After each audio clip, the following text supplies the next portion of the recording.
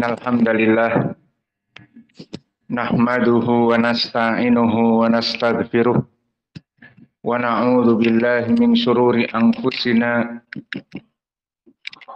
may yahdihillahu fala mudhillalah wa may yudlil fala hadiyalah wa asyhadu an la ilaha illallah wahdahu la syarikalah wa asyhadu anna Muhammadan abduhu wa rasuluh amma ba'du.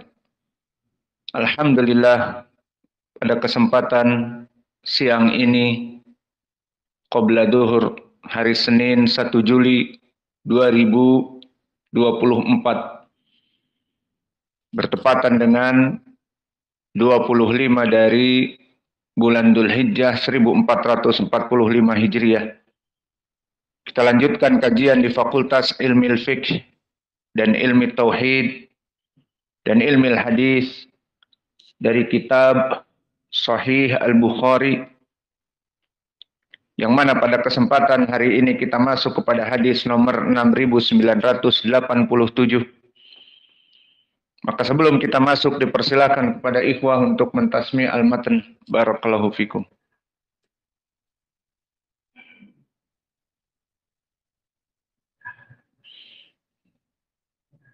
Bismillahirrahmanirrahim. Rahimahullah ta'ala. Hadatsana Ahmad bin Suraid. Akhbarana Syababah. Hadatsana Syu'bah. An Muawiyah bin Qurra an Abdullah bin Mughaffal radhiyallahu anhu. Qala ra'aytu Rasulullah sallallahu alaihi wasallam yaqra'u ala naqatin lahu. Yaqra'u surat al-Fath aw min surat al-Fath. Qala faraja fiha.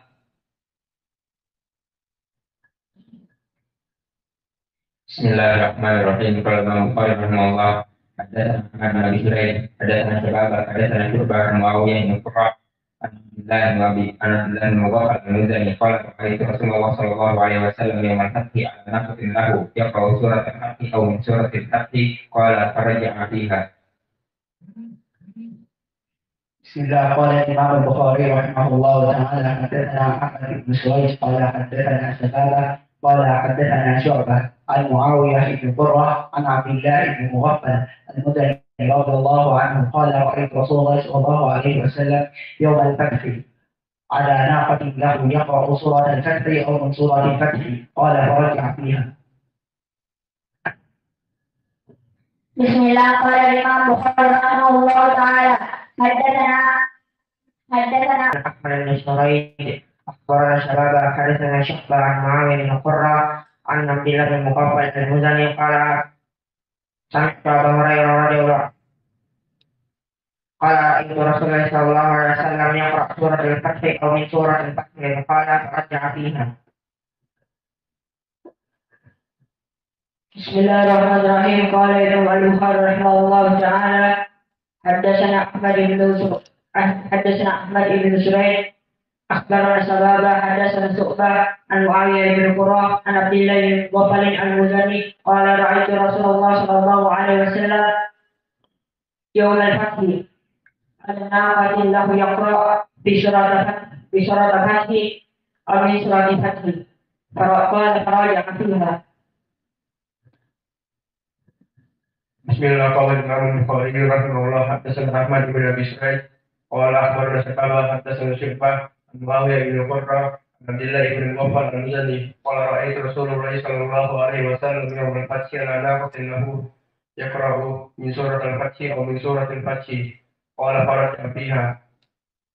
Sallallahu alaihi wa ala alihi wasallam, la tusaddiqu ahlal kitab wa la tukadzibuhum wa qulu amanna billah wa ma unzila.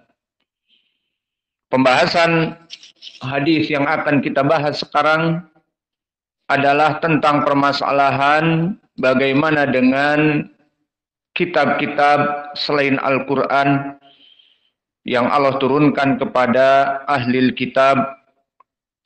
Maka permasalahan ini nanti akan kita bahas. Sekarang kita masuk kepada as-sanad. Hadatsana Muhammad bin Bashar. Muhammad bin Bashar, dia mulaqab dengan Bundar Abu Bakar Al-Abdi Al-Basri. Maka dia hidup di Tabaqah Al-Ashirah dari Ma'ruf guru-gurunya Imam Al-Bukhari di tabaqah yang ke-10. Maka dia hidup di zaman Imam Ahmad, Yahya ibnu Ma'in, dan Musaddad ibnu Musarhad, dan juga Abul Yaman, dan yang lainnya. Adapun kedudukan beliau, maka disebutkan oleh para ulama, dia adalah seorang yang hafidh. Disebutkan oleh Ibnu Hibban, kana yahfadu haditsahu wa yaqra'uhu min hifdhihi. Bahwa dulu dia menghafal hadis-hadisnya, dan di saat meriwayatkan kepada manusia, meriwayatkan dengan hafalannya.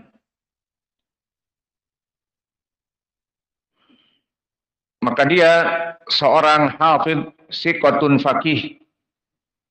Berkata Al-Hakim, siqatun faqih minal hufad al-mutkinin al-asbat. Maka ini pujian kepada derajatnya di atas derajat siqah. Namun para ulama sebagian ada yang membicarakan meskipun di sisi lain dia dalam keadaan imam, seperti Ad-Darqutni mengatakan minal hufad al-asbat, bahwa dia dari hafidh dan juga sangat kuat. Dan Imam Ibnu Huzaimah menyatakan imam ahli zamanihi. Namun manusia tidak lekang dari kesalahan, baik yang dituduhkannya kepadanya benar atau tidak. Maka itulah kenapa kita mempelajari ilmu jarhi wa ta'dil, yang mana kita berusaha untuk mentahqiq bagaimana kedudukan rawi-rawi yang telah terdahulu. Maka sebagian ulama menurunkan dari derajat keimaman, seperti Abu Hatim mengatakan saduq.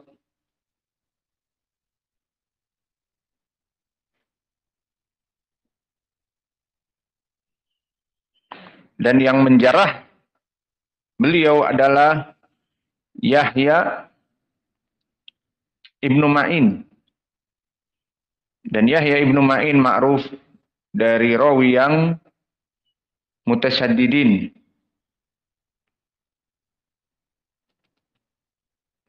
Maka wallahu a'lam, yang berhak bagi dia adalah dia seorang rawi yang imam, hafalannya sangat kuat. Maka yang menjarah dia Yahya ibnu Ma'in juga Ubaidillah ibnu Umar al-Qawariri. Dulu mengatakan la yardahu, kana sahibu hammam.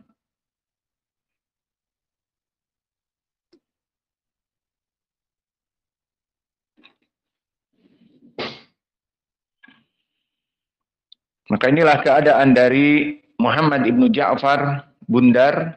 Maka dia seorang rawi yang hafidh, dan Imam Al-Bukhari sangat membutuhkannya, banyak sekali periwayatan dari dirinya. Dan la gubara fihi, orang-orang yang menjarahnya kita tidak peduli padanya. Kemudian meriwayatkan dari Utsman bin Umar, dan dia adalah Abu Muhammad Utsman ibnu Umar ibnu Faris, dan dilaqabi dengan Al-Hafidh. Dan dia hidup di tabaqah yang ke-9. Maka dia termasuk dari gurunya Muhammad bin Bashar di tabaqah yang ke-9, tabaqah itba'ut tabi'in yang kecil, itba'ut tabi'in as-shaghir.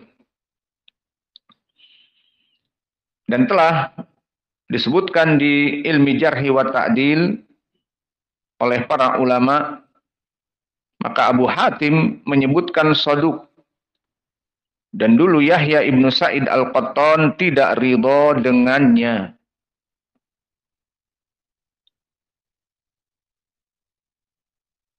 Dan berkata Yahya ibnu Ma'in,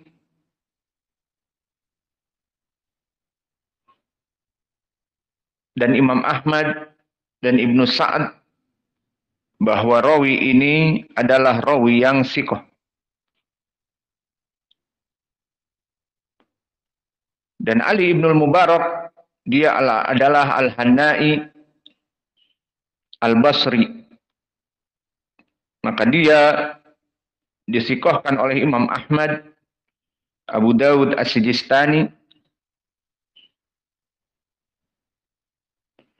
dan bahkan Imam Ibnu Adi Al-Jurjani menyebutkan sabtun fi Yahya ibni Abi Katsir, bahwa dia periwayatannya dari Yahya ibnu Abi Katsir sangat kuat, sabtun. Maka di sini menunjukkan bahwa Imam Al-Bukhari meriwayatkan dari periwayatan rawi yang sangat kuat periwayatannya dari gurunya. Maka Utsman ibnu Umar di sini meriwayatkan dari Yahya ibnu Abi Katsir, dan Yahya ibnu Abi Katsir adalah gurunya. Maka periwayat ini akan menjadi sangat kuat.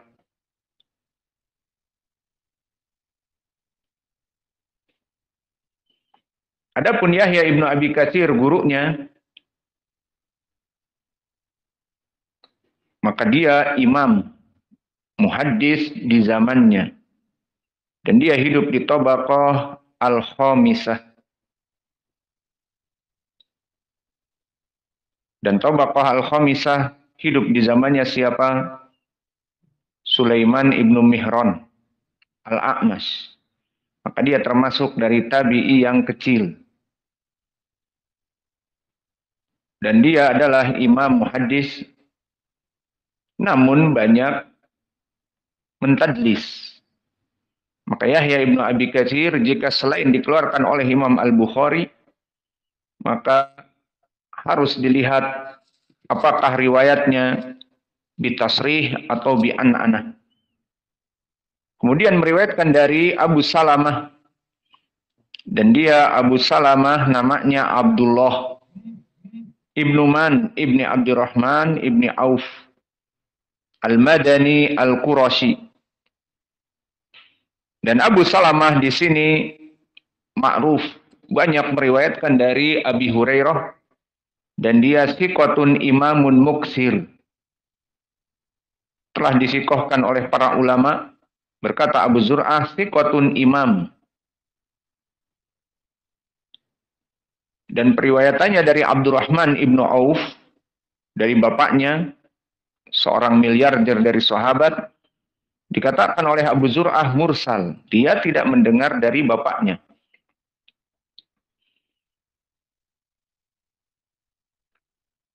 Kemudian meriwayatkan dari Abi Hurairah. Dan di sini Abu Hurairah menjelaskan tentang bagaimana dulu ahlul kitab,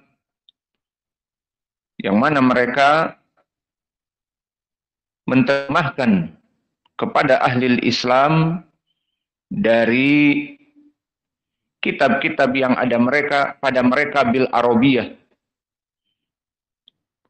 Dan ini terjadi di zaman itu.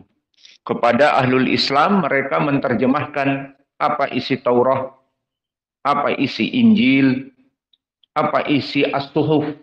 Maknanya as-suhuf seperti yang diturunkan kepada Ibrahim dan yang lainnya. Maka dulu ahlul kitab membaca at-Taurah, yang mana mereka dengan al-Ibroniyah, kemudian di saat mentafsirkan diterjemahkan kepada lughah Arabi, kepada ahli Islam. Maka apa hukumnya di sini? Hukumnya kata Nabi sendiri. Maka di sini hadis marfu, berkata Rasulullah, la tusaddiqu ahlal kitab wa la tukadzibuhum. Maka jangan kalian percaya kepada ahlul kitab, dan jangan dengan mentah-mentah mendustakan mereka. Bisa jadi mereka hanya menterjemah saja. Namun ada kasus yang menyebabkan kita tidak percaya kepada mereka. Lalu bagaimana terhadap Injil, Taurat, dan yang lainnya yang memang belum ditahrif misalnya, maka kita katakan amanna billah wa ma unzila. Kita beriman kepada Allah dan apa-apa yang diturunkan. Adapun beriman kepada Injil yang ada sekarang yang sudah dirubah menjadi penyembahan kepada Trinitas, kepada Allah Bapa dan Allah Anak dan Ruhul Kudus, maka itu sudah jelas dari kesyirikan. Dan beriman kepada kitab Taurat yang diturunkan kepada Musa, kemudian dirubah oleh para pendeta-pendeta Yahudi mereka, maka ini pun di dalamnya terdapat kesyirikan, mengajak kepada Uzair sebagai anak Allah, maka ini pun tidak pantas kita beriman kepada Taurat wal Injil, cukuplah kita kepada Al-Quran.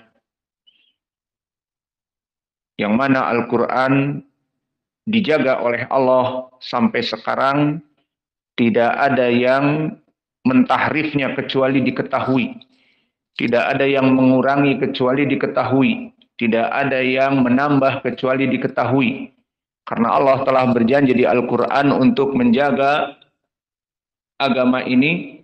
Allah berfirman, Inna nahnu nazzalna dzikra wa inna lahu lahafidhun. Bahwa sungguhnya kami ini yang menurunkan agama, adzikra, Al-Quran dan Sunnah, dan kami yang akan menjaganya. Maka jika ada orang-orang yang merubah Al-Quran, ditambah atau dikurang, maka akan diketahui bahwa ini bukan bacaan yang benar. Dan begitu pun bahkan seperti ilmu qiraah yang kita pelajari, ada beberapa lafaz yang berbeda misalnya. Seperti yang kita ada padanya di surat Abasa tentang i'rab. Apa?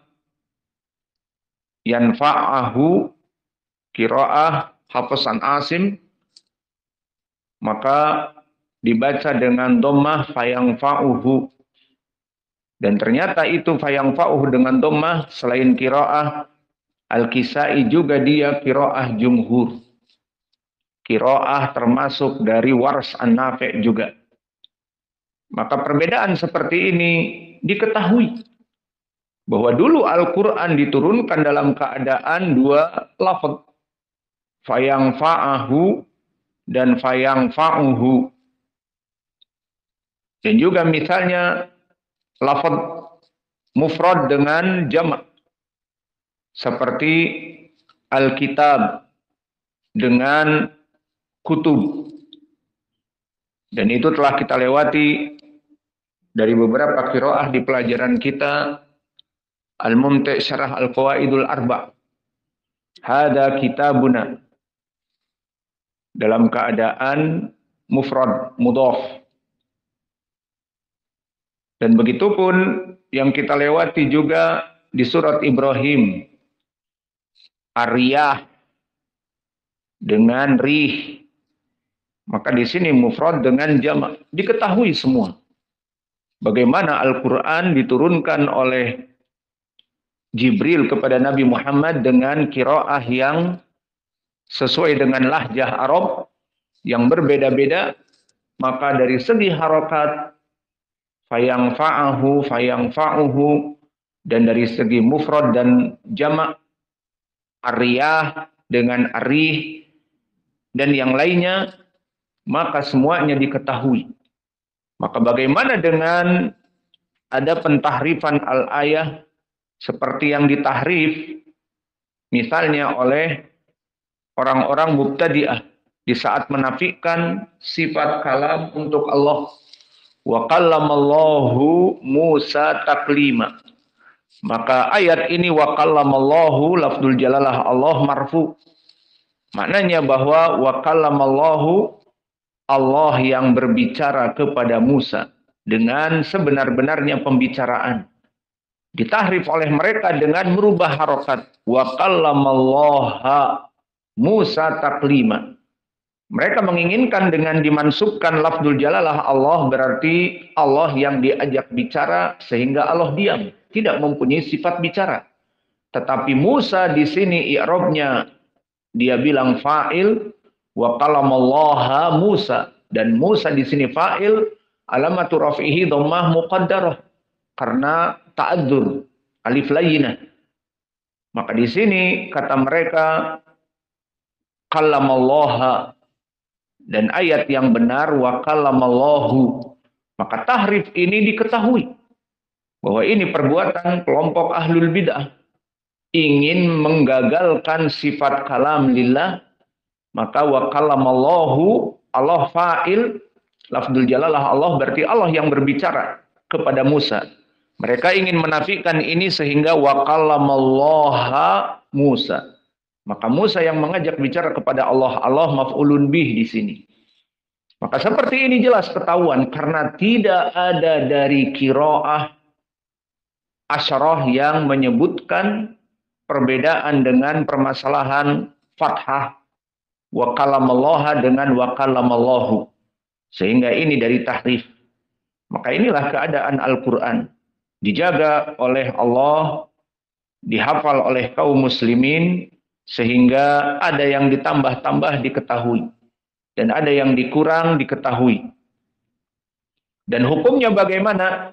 Mendengar terjemahan dari kelompok ahlul kitab, la yaqta'u ala sihatiha. Maka tidak boleh kita mensahihkannya. Sesuai ucapan Nabi, la tusaddiqu ahlal kitab fima yufassirunahu minat taurah bil arabiyah. Maka jangan engkau percaya kelompok ahlul kitab menerjemahkan Taurat yang ada dengan bahasa Arab. Dan bahkan telah datang tahrif dari mereka. Oleh sebab itu ada waktu sekarang, masih ada waktu. Masuk kepada hadis yang berikutnya, maka inilah dari makna hadis yang kita bahas di hadis yang pertama tadi, bahwa hukumnya kita tidak mempercayai dari terjemahan ahlul kitab atas kitab-kitab mereka dengan bahasa Arab, dan kita katakan bahkan kita tidak butuh kepada kitab Taurat dan kitab Injil. Setelah datang Al-Quran semuanya dihapus. Apalagi kitab mereka tidak selamat dari tahrif. Maka di dalam hadis yang akan kita baca di sini masih berhubungan dengan itu. Bagaimana di sini disebutkan mereka mentahrif dari kitab mereka. Padahal tertulis, padahal ada, tetapi mereka memang tidak amanah dari pendeta-pendeta mereka yang menambah dan mengurang. Maka kita masuk kepada hadis yang berikutnya. Qala al-Imam al-Bukhari rahimahullahu taala, haddatsana Musaddad, haddatsana Ismail an Ayyuba an Nafi' an Ibnu Umar radhiyallahu anhuma qala, atan Nabiyyu sallallahu alaihi wa ala alihi wasallam bi rajulin wa imra'ah. Utiya Nabiyyu sallallahu alaihi wa ala alihi wasallam bi rajulin wa imra'atin minal yahud qad zanaya. Faqala lil yahudi ma tasna'u bihi ma qalu nusahhimu wujuhahuma wa tuhzihima. Qala fa'tu bitaurati fatluha in kuntum sadiqin. Faja'u faqalu lirajulin mimman yardawna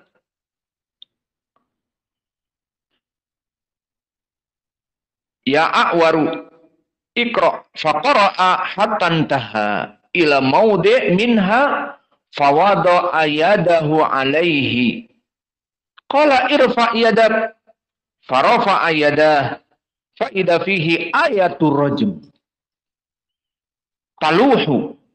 Faqala ya Muhammad inna alaihima ar-rajma walakinna nukatimuhu bainana fa amara bihima farujima fara'aituhu ni'u 'alaiha al-hijarah. Maka di dalam hadis ini barakallahu fikum kita langsung masuk kepada matan karena tadi telah kita baca matan bahwa kita diberikan hukum oleh Nabi la tusaddiquhum, agar kita tidak mempercayai ahlul kitab meskipun menerjemahkan dengan bahasa Arab apa yang ada di dalam kitab, tidak usah percaya. Kenapa? Karena mereka para rohib-rohib ini bermain-main dengan Taurat. Dan ini terbukti di hadis yang kedua ini. Maka sanadnya nanti kita tinggal, kita artikan dulu. Utiya Nabi sallallahu alaihi wa ala alihi wasallam birajulin wa mra'atin minal yahud. Bahwa Nabi didatangkan perempuan Yahudi dan laki-laki yang keduanya berzina. Dan berzinanya di sini, berzina bukan berzina pacaran. Apa maksudnya? Belum pernah mereka menikah. Namun dohirnya di sini mereka berzina dalam keadaan seperti selingkuh. Bisa jadi perempuannya sudah punya suami, atau keduanya laki-laki perempuan punya suami dan istri namun selingkuh. Itulah bahayanya. Kenalan dengan perempuan dan seterusnya. Akhirnya perempuannya sudah punya suami, si laki-laki sudah punya istri, maka berhubungan suami istri padahal mempunyai suami dan istri, ataupun dalam status janda, ataupun status duda, maka perzinaan di luar nikah bagi yang sudah pernah menikah maka dirojam, dinamakan zina muhson. Berbeda dengan orang yang pacaran, yang tadinya hanya sekedar teman di kelas atau teman di pondok. Maksudnya teman di pondok ya dia hidup di pondok sama, laki-laki di seberang, perempuan di seberang. Namun karena syaiton banyak membaca surat kaleng dan banyak mendapatkan gombalan-gombalan dari laki-laki,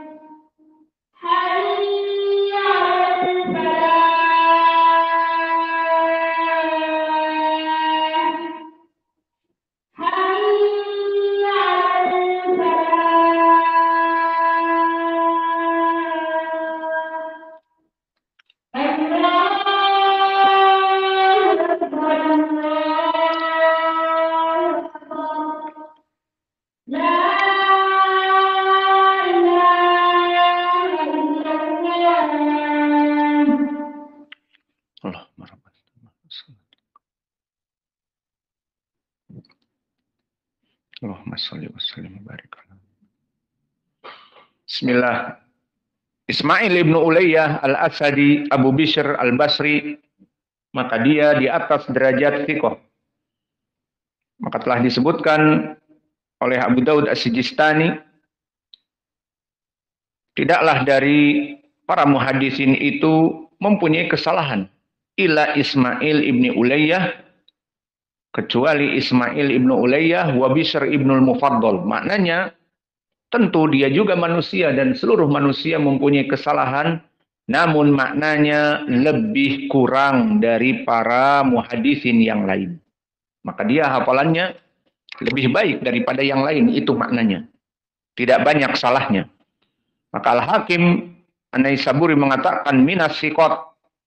Dan berkata Imam Ahmad memuji hafalannya, ilaihil muntahi fitasabbut bil Basrah.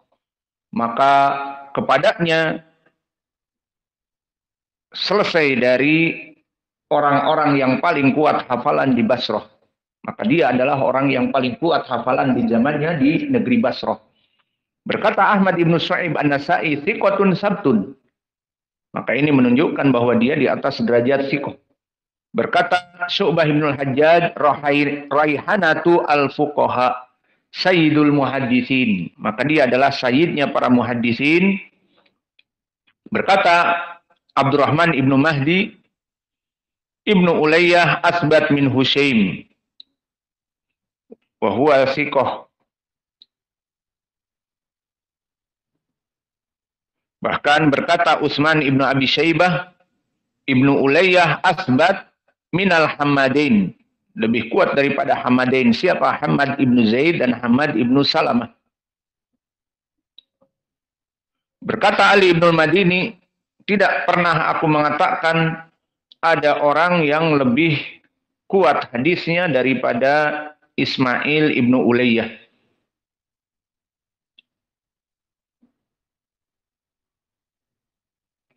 Dan berkata Muhammad ibnu Ja'far Bundar, muridnya Syu'bah, semenjak aku menuntut ilmu tidak pernah.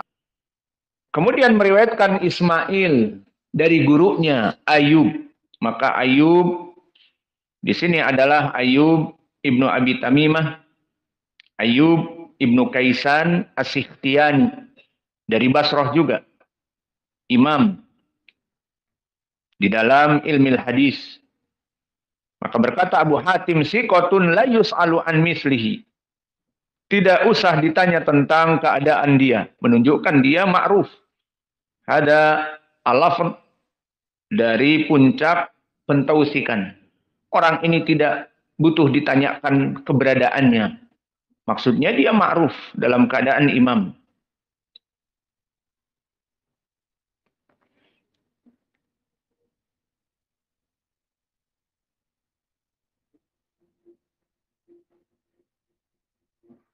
Dan Ayyub As-Sikhtiyani dikatakan oleh Imam Ahmad, orang lebih mendahulukan dia daripada Imam Malik. Dan derajatnya memang di atas Imam Malik dari segi usia juga. Dia termasuk tabi'i shaghir. Berkata Nasai, thiqatun sabtun. Bahkan Ismail ibnu Ulayyah muridnya mengatakan, min hufad ahlil Basrah.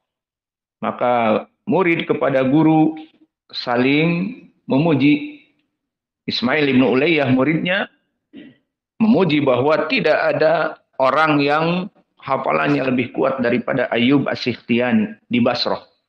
Kemudian setelah itu jadilah Ismail orang terkuat dari muridnya. Maka demikianlah seorang guru mengajarkan kepada murid, dan gurunya meninggal, tinggal muridnya yang ada, maka dia akan meneruskan apa yang diajarkan oleh gurunya dan terus. Dan murid ini tidak akan menjadi terkenal dan menjadi alim kecuali dari guru tersebut. Dan guru tersebut meninggal dan pahalanya terus mengalir dikarenakan adanya murid yang seperti dia. Itulah bekerja sama dari simbiosis mutualisme antara guru dengan murid. Maka Nabi menyebutkan antara guru dengan murid di hadis Utsman yang diriwayatkan oleh Imam Al-Bukhari apa? Khairukum man ta'allamal Qur'ana wa 'allamahu. Sebaik-baiknya kalian adalah orang yang mengajari Al-Qur'an dan yang belajar Al-Qur'an. Maka antara guru dengan murid saling bersimbiosis mutualisme. Tidaklah guru disebut khairun nas, sebaik-baiknya manusia, sebaik-baiknya muslim, kecuali karena ada murid. Dan tidaklah penuntut ilmu dikatakan khairun nas, sebaik-baiknya muslim di saat belajar Al-Quran kecuali dia mempunyai guru. Maka antara guru dengan murid saling menguntungkan.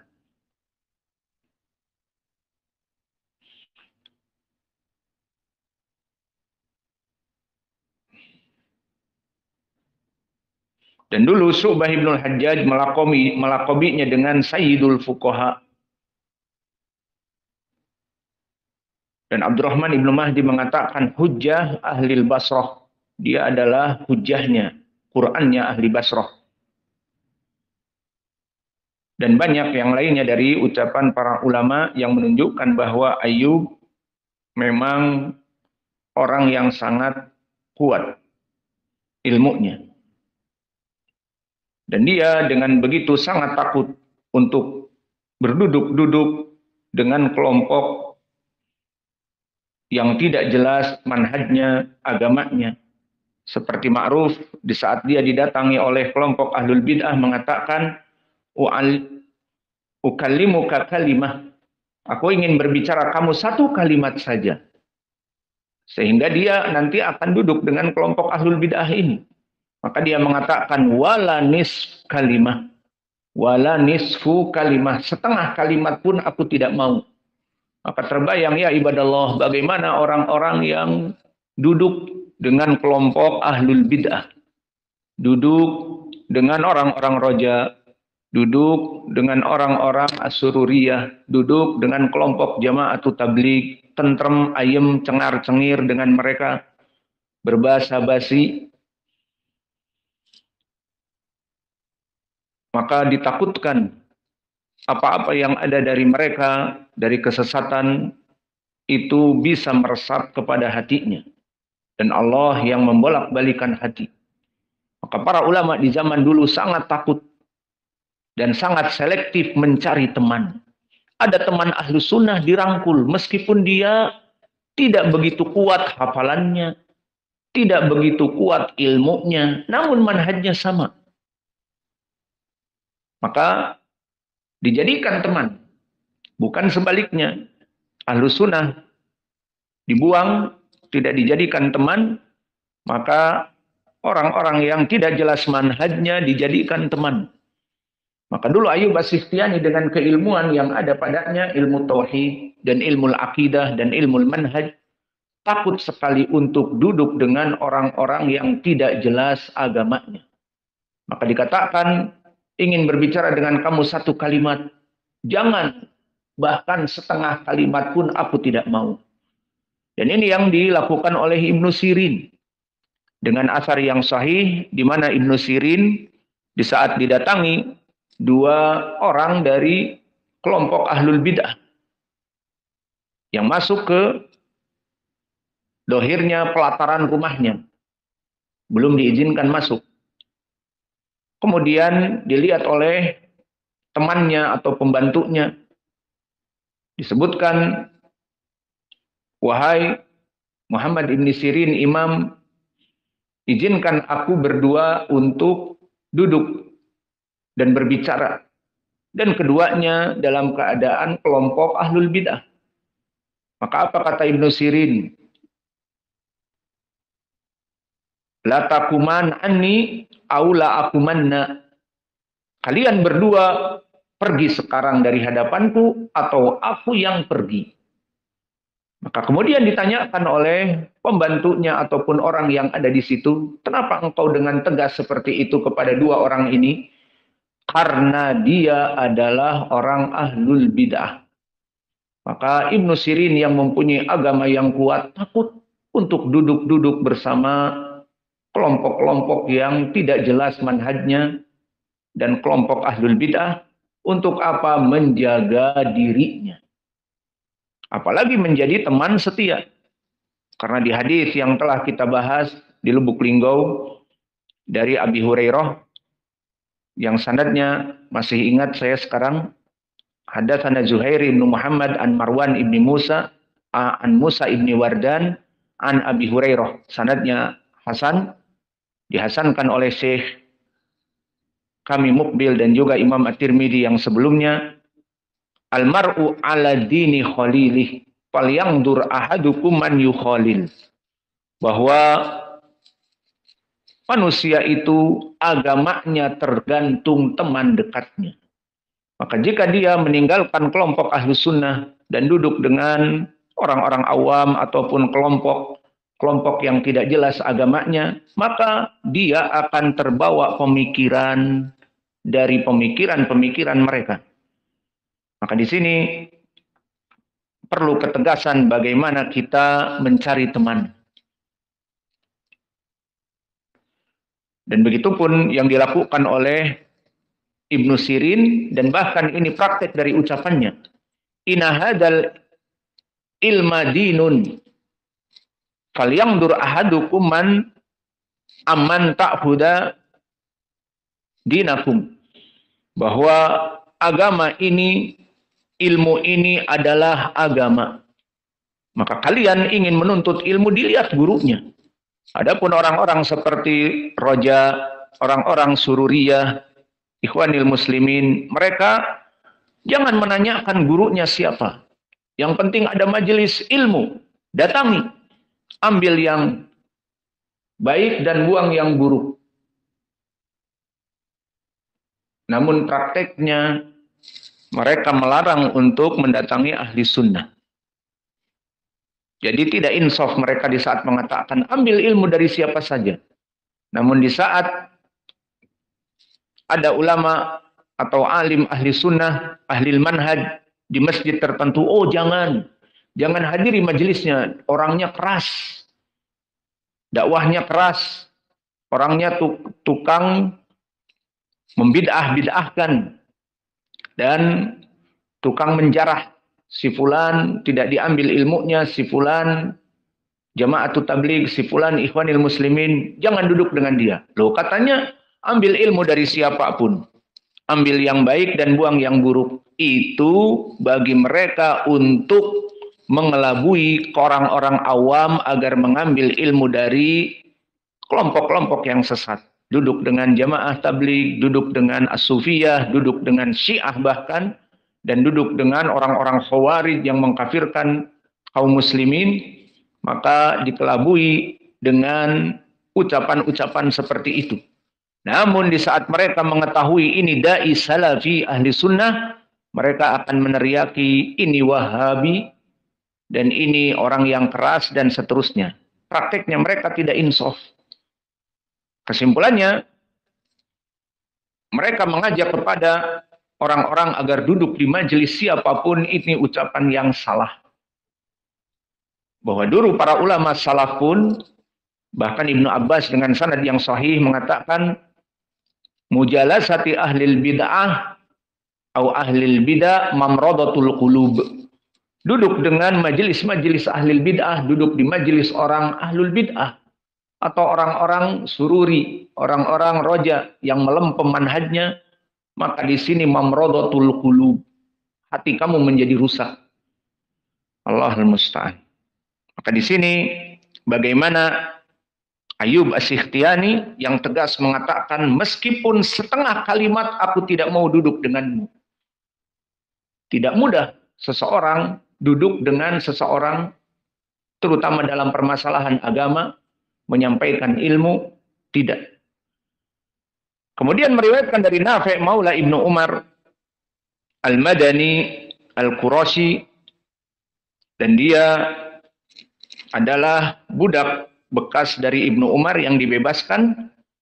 Maka Nafi' di sini orang terkuat periwayatannya dari Ibnu Umar dan juga dari anaknya Salim Abdullah bin Umar.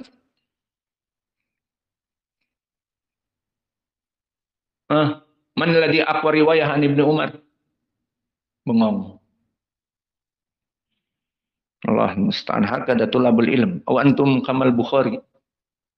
Ini mencatat nanti setelah selesai pelajaran. Maka Imam Nafi'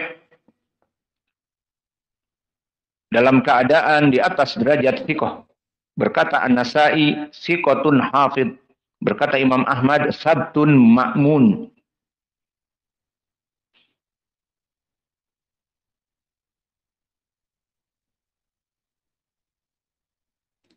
Dan berkata Malik ibnu Anas, kuntu idza sami'tu min Nafi' yuhaddits an Ibni Umar la ubali an la asma'hu min ghairihi.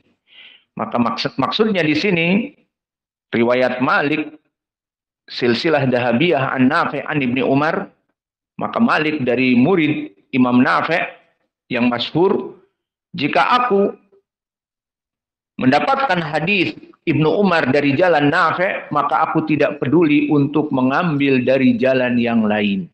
Maksudnya periwayatan Nafi' dari Ibnu Umar sudah paling kuat. Kenapa harus mengambil dari misalnya yang lainnya? Itu makna ucapan Imam Malik. Maka Imam Al-Bukhari mengatakan asahul asani, sebaik-baiknya sanad dari Ibnu Umar adalah Malik an-Nafi' an Ibni Umar. Dan dilaqabinya Imam Al-Bukhari dengan silsilah Az-Zahabiyah. Maka mutabaqah litarjimah dari hadis ini, inna alaihi ma'ar-rajm, bahwa pada dua orang ini rajm. Maka di sini yang membaca dan mentafsirkan kitab Taurat dengan lughah Arabiyah, disinilah di mana terdapat pada orang-orang Yahudi tidak ada amanah. Maka bagaimana kita mendengarkan terjemah dari mereka? Apakah kita percaya? Dan makna tadi nuskhimu maknanya adalah menjadikan wajah-wajah mereka dengan cat hitam atau putih, ataupun lem-lem agar ditiupkan bulu kepadanya, sehingga mereka menjadi bahan tertawaan. Dan makna wanuhzihima adalah menghinakan mereka dengan menaikkan mereka di atas kedua himar, dalam keadaan saling berhadapan. Ditunggang himarnya itu bukan kepalanya menghadap kepada himar, tetapi dibalikkan menghadap kepada ekor. Jadi sudah wajahnya membuat tertawa dan diarak di kedelai, diarak di atas kedelai, keledai, maka membuat orang-orang semua mengetahui keadaan orang ini. Ini yang tidak berzina muhson. Maka di sini tidak dipakai hukum ini, tetapi bagi mereka orang-orang yang berzina muhson adalah rajm. Maka inilah yang bisa kita berikan dari hadis ini, dua hadis, yang mana dua hadis ini yang akan dihafal di pelajaran yang akan datang. Wa naktafi ila huna wa jazakumullahu khaira wa barakallahu fi ilmikum.